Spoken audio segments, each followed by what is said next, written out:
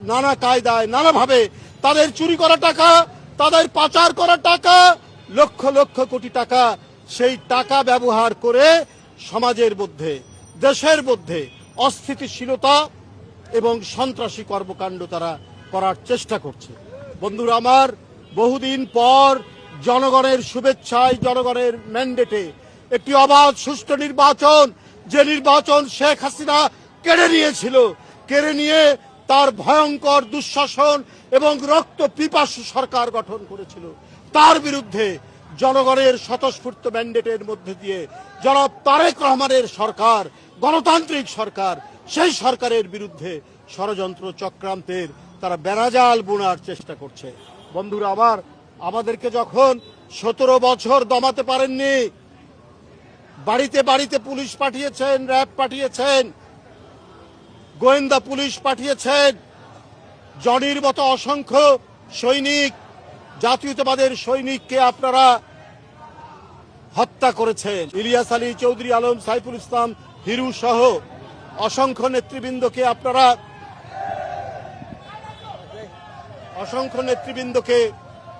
আপনারা গুম করেছেন। আবার গুমের রাজত্ব ফিরে আসবে, জনগণ সেটা সমর্থন দেবে? আবার ক্রস ফায়ার ফিরে আসবে, জনগণ সেটাকে সমর্থন দেবে?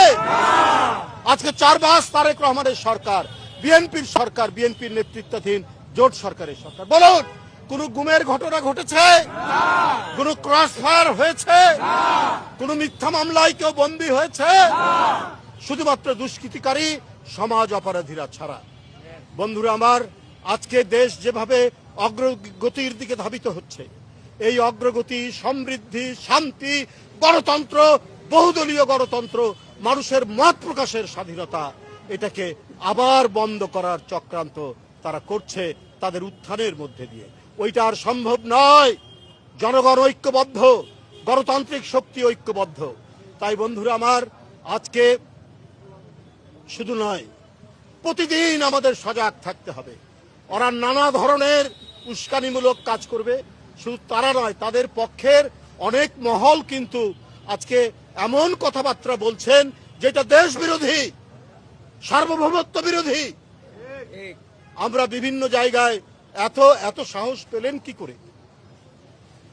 একটা মুক্তিযুদ্ধে 30 লক্ষ জীবন, 2 লক্ষ মা বোন নির্যাতিত হলেন, সেই জাতিকে আপনারা গোলাম বানাবেন, দিল্লির কৃতদাস বানাবেন? এইটা হবে না, এদেশের জনগণ হতে দেবে না।